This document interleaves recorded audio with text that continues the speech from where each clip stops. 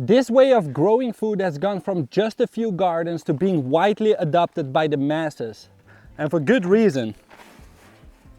No-dig and no-till are one of the most popular ways of gardening, but if this is your first time starting a no-dig garden, there are some classic mistakes new gardeners make, which is why we're talking about how you can avoid them in this video. For the past 5 years, I ran a no-dig organic market garden, and coming into this world with no experience allowed me to make all the mistakes, from which some of them can literally set you back several months, or even worse, ruin your entire growing season. So I'm going to cover the mistakes in order of how you would create your growing beds. And one of the first mistakes to make is not removing the existing vegetation or making sure to create a barrier that prevents weeds from growing into your beds.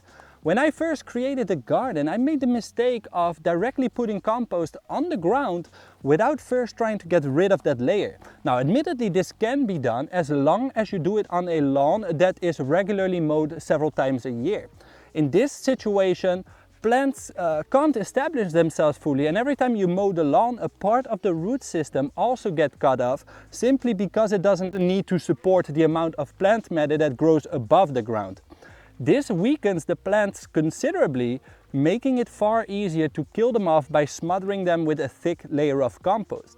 Unfortunately, that wasn't the case where we created our first garden. The land we started on hadn't been touched for nearly 2 decades and was completely overgrown with persistent perennial weeds like bindweed, couch grass, thistles, and multiple other weeds that spread easily through rhizomes. And although we did mow the entire block one time before creating the beds, they had more than enough energy in their root systems to sprout back and start growing in the fresh layer of compost.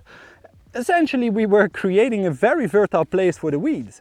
Not a great situation to be in, considering that we had planted a large number of different vegetables that were now being taken over. And although we had a lot of fun and enjoyed growing food for the first time, a couple of months after creating our first garden, we were back to square one. All that time, money, and energy that we spent in it was not worth the results that we got. So we learned from that mistake, and the next season we did it differently, which gave us great results. If you happen to deal with persistent perennial weeds, a one-time initial tillage of the land might be helpful to kill or weaken them, and then cover them with a layer of cardboard, which helps to deprive them from getting any sunlight, and then cover this layer of cardboard with a thick layer of compost. This made all the difference for us, and where initially we were essentially fertilizing the weeds, we now reduced weed pressure by 95% and only had a couple of them pop up that were easily manageable by using a trowel to take out their roots.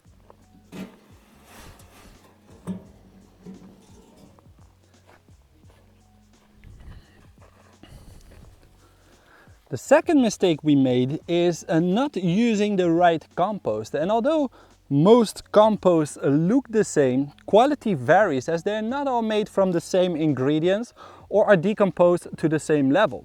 It is critical that when you create your garden beds, you use compost that has had enough time to completely decompose.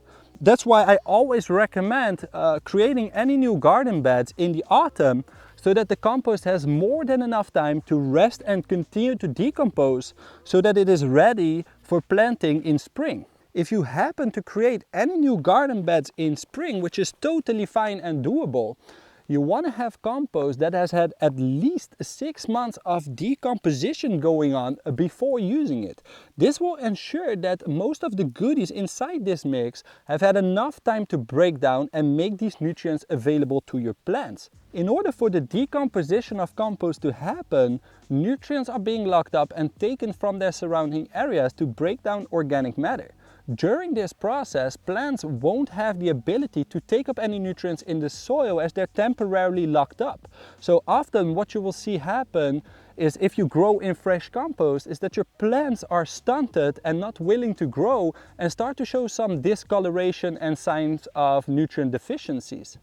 This weakens the plants a lot, making them more susceptible for pests and diseases, and your chances of getting a good and healthy yield out of them will be very slim. We've had this happen in our gardens a couple of years ago when we used 2 months old fresh compost that was created in a municipal composting facility. We quickly needed a load of compost and chose to get a delivery as soon as possible from a local supplier that we hadn't used before. This mistake set our growing season back for at least 2 months, where we were not able to get a good yield out of those beds and had to wait for the compost to cool down and decompose more before we started to see normal results again. As for the composition and ingredients of the compost and what type you should use, really depends on what you have available locally. The general rule of thumb when it comes to quality is the more diverse a mix is, the higher the quality of the compost. But if you have to ship it in from the other side of the country, it doesn't make much sense.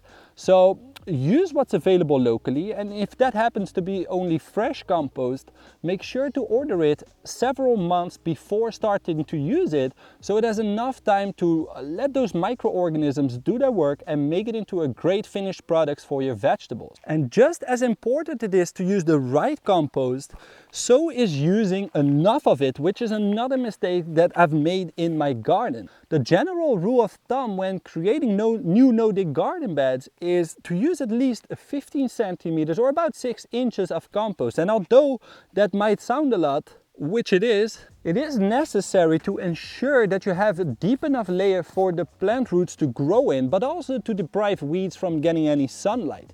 If you're going to use a layer of cardboard, there won't be a lot of space for your plant roots to grow in before the cardboard starts to decompose after 2 to 6 months, depending on your climate. And then your plant roots can penetrate deeper into the native soil. In the beginning of our market gardening journey, we were surprised by the amount of compost we needed to create our no-dig beds. And starting a new farm, the investments we had to make quickly added up. So I thought to be clever and only use half of the recommended depth of compost and do an initial tillage of the soil to remove as much of the existing vegetation as possible. And just like we had experienced before, new weed seeds started to pop up everywhere and started growing through the thin layer of compost, creating a new gardener's nightmare. Quickly after that realization, we manually removed most of the newly sprouted weeds with some weeding tools and immediately ordered another load of compost that we spread out on our beds, which resulted in having barely any weed problems after that. And as soon as you create your beds and apply this compost, it is important to actually compact or compress it so that your plants can have enough stability to grow into this loose material. And that's another mistake that we learned the hard way. When you lay compost to create your beds for the first time, it is often very loose and fluffy, which is not ideal for your plants. We all know that compacted soil is very detrimental for your vegetable plants, but the same can be said for very loose soil. It is very difficult for plants to establish themselves if your soil is too loose, definitely in areas with lots of wind or in large rain events. During a downpour, a lot of the soil where plants start to put their roots down will be disturbed. And this disturbance of the root systems exposes them to harsh conditions, which stresses them out and slows down their growth, making them much more vulnerable.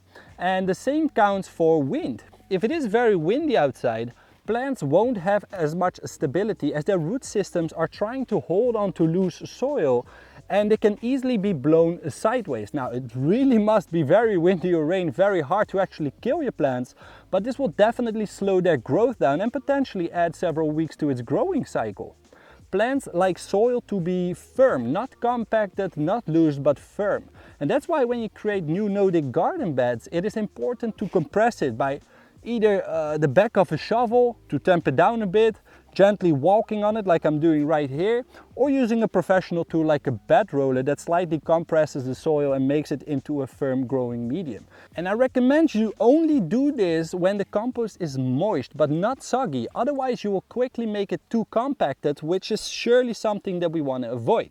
And talking about water, it is important that when you create your growing beds, that you give it a one-time deep initial watering before you start to transplant in it.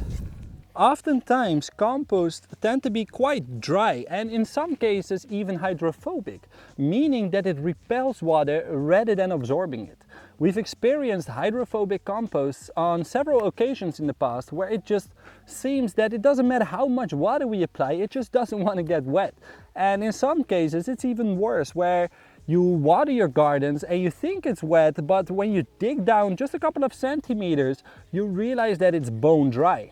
So whenever you happen to transplant or direct seed in these beds, thinking that there is enough moisture in the soil, your plants will have difficulties getting established, or worse, they die out because of a lack of moisture in your soil. Fortunately, it is very easy to recognize hydrophobic compost or soil by its inability to absorb water, and it's also quite easy to fix the situation.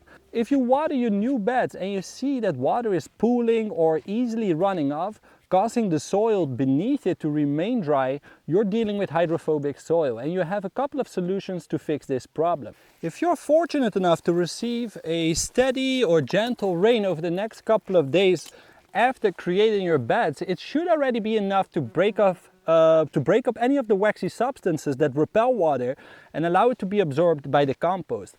If you don't have any rain on the forecast, you'll need to use a garden hose to imitate rain and slowly rehydrate the soil by applying water gently in short frequencies, making sure to not create any runoff or erosion problems, and allowing water to penetrate down into the deepest soil. Mulch like straw, wood chips or leaves of trees can also help to break down any of the waxy substances that allow your soil to become hydrated again, though be aware that by introducing mulches you might also be introducing potential pest problems in your garden. And even if you can avoid all these mistakes, it is still very helpful to see the process in action, which you can see from the start to finish in this video.